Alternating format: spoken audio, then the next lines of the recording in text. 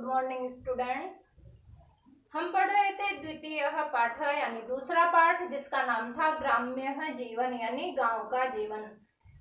इस पाठ के अंतर्गत गांव के जीवन और शहरी जीवन दोनों में समानता बताने के बाद गांव के जीवन को शहरी जीवन से किस प्रकार से भिन्न बताया गया है और क्या क्या अच्छी चीजें हैं जो गांव में हमको देखने को मिलती हैं, उसी पर प्रकाश डाला गया। जैसे कि आप जानते हैं पृष्ठभूमि पाठ की इस प्रकार से है। दो मित्र होते हैं, नंदकिशोर और रमेश। दोनों शहर में ही निवास करते हैं, लेकिन जो रमेश होता है वो ज्यादातर अपने गांव में जाता रहता है और गांव से उसको लगाव है अपने। नंदकिशोर जो कि गांव के बारे में कम जानता है, तो वो रमेश से जानकारी लेता है कि क्या गांव में ऐसा होता है, क्या ऐसा होता है। रास्ते में दोनों मिलते हैं और वहीं पर दोनों का वार्तालाप शुरू होता है। तो ये पढ़ते हैं द्वितीय पाठ ग्राम्य जीवन यानी गांव का जीवन। नंदकिशोर नंदकिशोर रमेश रमेश अहम श्रुतवान मैंने सुना है यत कि ग्रामवासिनः गांव के निवासी शरीरेण शरीर से पुष्टाः हष्टपुष्ट निरोगिणश्च और निरोगी भवन्ति होते हैं। तत् वह कथम कैसे। अब नंदकिशोर रमेश से प्रश्न कर रहा है कि रमेश मैंने सुना है कि गांव के निवासी शरीर से हष्टपुष्ट और निरोगी होते हैं, तो वह कैसे। रमेश रमेश।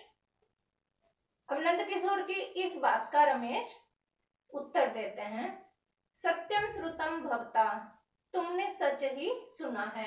ग्रामीणः जना परिश्रमशीलाः भवन्ति गांव के लोग परिश्रमशील होते हैं यानी कड़ी मेहनत करने वाले होते हैं। ते वे ग्रीष्म वर्षा शीतादि ऋतुषु सर्वदा कठिनम परिश्रमं कुर्वन्ति।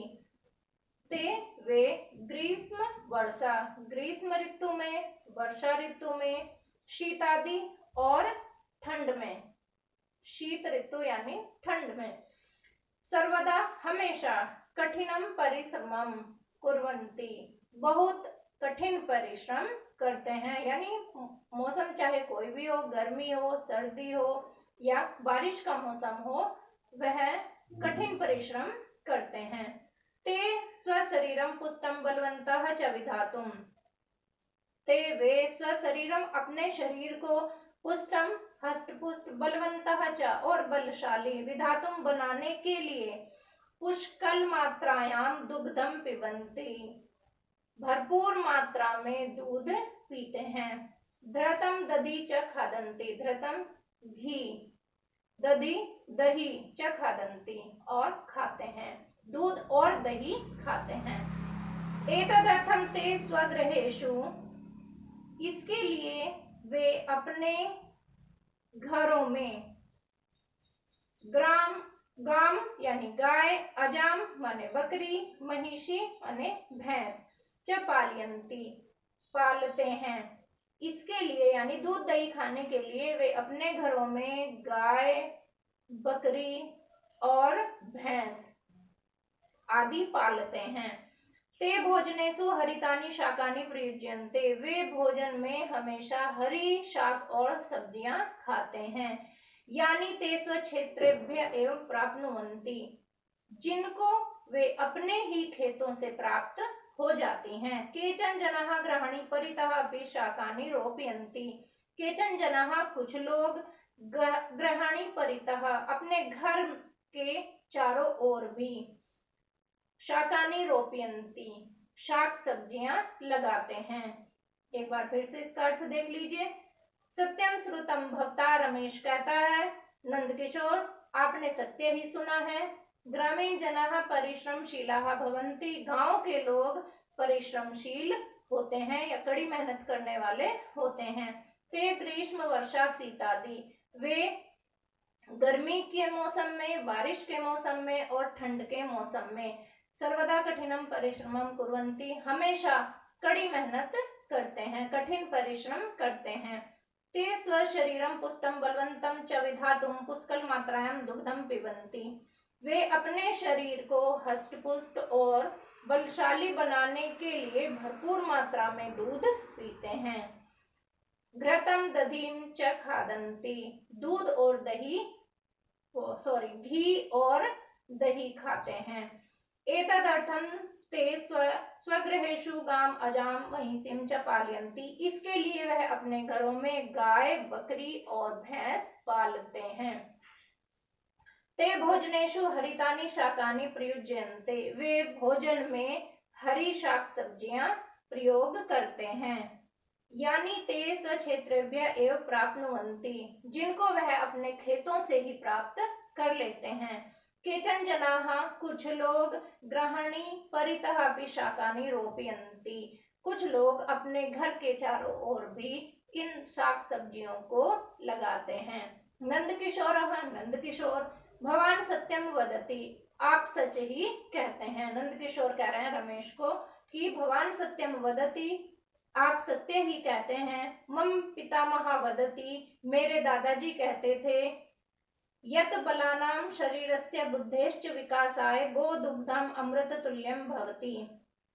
मेरे दादाजी कहते थे कि बलानां शरीरस्य बुद्धेश्च विकासाय, बलशाली शरीर के लिए और बुद्धि के विकास के लिए, गोदुग्धम, गाय का दूध, अमृत तुल्यम भवति, अमृत के समान होता है। प्रतिदिनम प्रातराशेन सह रात्रौ भोजनान्ते च अस्माभिः गोदुग्धम पातव्यम। प्रतिदिनम यानी हर रोज, प्रातराशेन सह, सुबह नाश्ते के साथ, रात्रौ भोजनान्ते च, और रात में खाने के बाद, अस्माभिः, हम सब भी, गोदुग्धम पातव्यम, गाय का दूध ही पीते थे। भोजने तक्रस्य अपि सेवनम श्रेष्ठकरम भवति, भोजने, भोजन में, तक्रस्य यानी मट्ठा का, सेवनम श्रेष्ठकरम भवति, भोजन में मट्ठे का सेवन भी बहुत अधिक लाभकारी होता है।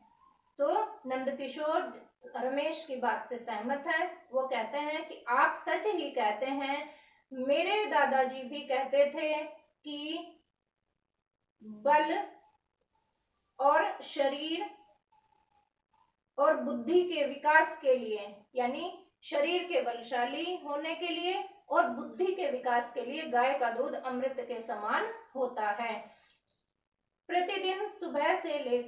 प्रतिदिन सुबह नाश्ते में और रात्रो भोजनांते, और रात्रि में भोजन के बाद, हम सब भी गाय का दूध ही पीते थे। भोजने तक्रस्य अपि सेवनम श्रेष्ठकरम भवति, भोजन में मट्ठे का सेवन बहुत अधिक लाभकारी होता है। आज हम यहाँ तक पढ़ेंगे, कल आपका ये चैप्टर पूरा हो जाएगा, परसों इसके प्रश्न उत्तर करा दिए जाएंगे।